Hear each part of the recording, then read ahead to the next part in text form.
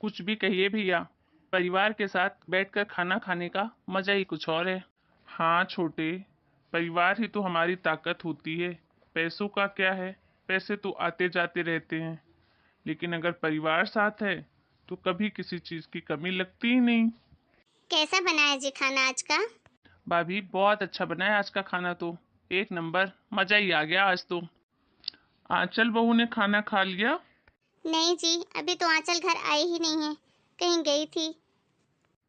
ठीक है सोनिया, आंचल बहू का जरा ख्याल रखा करो। बड़े घर की लड़की है, एक तो हमारा मिडिल क्लास घर, जरूरत की चीजें भी कम है, तो उसको थोड़ी प्रॉब्लम तो होगी अभी एडजस्ट करने में। पर कोशिश करना कि उसको किसी चीज की कमी महसूस ना हो। हाँ जी, आप चिंता मत कीजिए, मैं सब संभाल लूंगी।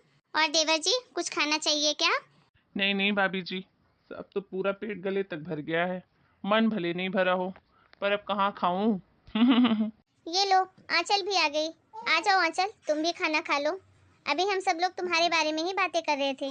हाँ आंचल बहू, आ जाओ खाना खा लो साथ में। क्या? खाना? और मैं? ओ प्लीज, मैं ऐसे भिखारियों की तरह जमीन में बैठकर खाना नहीं खाती। आंचल, ये क्या तरीका है बड़े भैया से बात करने का? तुम तो चुप ही रहो, तुम्हारी वजह से ये सब कुछ देखना पड़ रहा है। मेरे पापा ने बोला था कि मेरे ऑफिस में आके जॉब कर लो, जितना चाहे उतनी सैलरी दूंगा, लेकिन नहीं, तुमको अपनी खुददारी आ रही थी। अपने दम पे नौकरी हासिल करूंगा, और क्या हुआ? ये नौबत आ रही है, ऐसे जमीन में बैठ के खाना खा रहे हो। अरे आंचल, इतना गुस्सा क्यों हो रही हो? तुम्हें क्या कमी है इस घर में? आप तो बोलो ही मत भाभी, खाना खाने के लिए डाइनिंग टेबल तक नहीं है इस घर में, और आप बोल रहे हो कि क्या कमी है? तो क्या हो गया? क्या तुम बिना डाइनिंग टेबल के खाना नहीं खा सकती हो? जमीन में बैठ के खाओगी तो क्या खाना तुम्हारे पेट में नहीं जाएगा? हाँ, नहीं खा सकती, क्योंकि मैं तुम जैसे भिखारियों के घर की नहीं हूँ। मेरे पापा ठीक ही कहते थे कि तुमसे शादी करके जिंदगी भर रहूंगी मैं। काश मैं उनकी बात मान ली होती, तो आज मुझे ये दिन देखने नहीं पड़ते। हम्म। आंचल, बस करो। अब बात तुम हद से ज्यादा आगे बढ़ रही हो। और भैया से सॉरी बोलो अभी के अभी। अरे नहीं नहीं छोटे, इसकी कोई जरूरत नहीं है। अभी बहू गुस्से में है, तू रहने दे, बात को मत बढ़ा। आंचल, सुना नहीं तुमने? भैया से माफी मांगो अभी के अभी। सॉरी। छोटे, तू बैठ खाना खा। आप लोग खाना खाइए आराम से, मैं जरा आंचल से बात करके आती हूँ। आप यहाँ क्यों आई हो?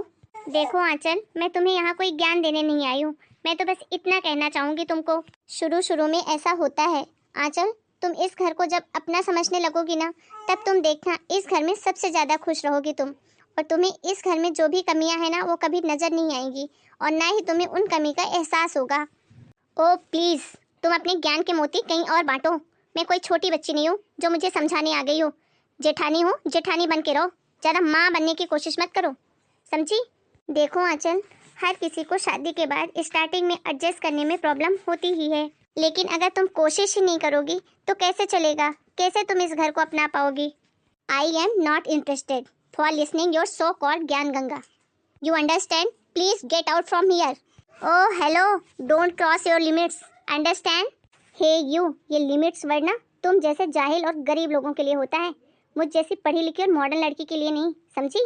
ओह madam, hello, I am topper of Delhi University, you understand? What? हाँ जी, इंग्लिश मुझे भी आती है, लेकिन मुझे अपने कल्चर, अपनी सभ्यता और अपनी मातृभाषा में बात करने में कंफर्टेबल और गर्व महसूस होता है, समझी? क्योंकि मैं अपने कल्चर, अपनी सभ्यता को भूली नहीं हूँ अभी तक। पढ़ने लिखने का मतलब ये नहीं है कि अपनी सभ्यता को अपने ही पैरों तले रख दो। मैं एक भारतीय नारी हूँ, और एक बात मत भूलो कि आज भी उन्हीं औरतों की इज्जत होती है जिनमें शर्म और लिहाज हो। How day you comment in my character? तुम होती कौन हो मेरे बारे में कुछ भी बोलने वाली? एक बात अच्छे से समझ लो आंचल, मॉडर्न कपड़े पहनने से कोई मॉडर्न नहीं बन जाता, उसकी सोच मॉडर्न और अच्छी होनी चाहिए। मुझे ना तुम्हारे ज्ञान की कोई जरूरत नहीं है, अब निकलो यहाँ से, यू गेट आउट। देख प्रिया, तू आंचल का ना ध्यान रखा कर। अभी वो बच्ची है, ना समझ है, अभी उसको सही गलत का फर्क नहीं पता है। अब वो हमारी जिम्मेदारी है। हाँ जी, आप बोल तो सही रहे हैं, मैं अपनी तरफ से पूरी कोशिश करती हूँ, पर काश आंचल को भी ये बात समझ में आ जाए। अरे छोटे, तुम लोग कहीं घूमने जा रहे हो क्या? नहीं भैया, हम कहीं घूमने नहीं जा रहे हैं। कल रात को भाभी ने आंचल की बहुत बेइज्जती करी है, इसलिए आंचल ने फैसला लिया है कि अब वो इस घर में नहीं रहेगी, वो हमेशा के लिए अपने मायके जा रही है। क्या? पर देवर जी, मैंने तो ऐसा कुछ भी नहीं। तुम चुप रहो, मैं बात कर रहा हूँ ना। देखो आंचल बहू, मैं माफी मांगता हूँ अगर इसने तुम्हें कुछ बोल दिया हो तो, लेकिन घर छोड़कर मत जाओ, हमारी नाक कट जाएगी।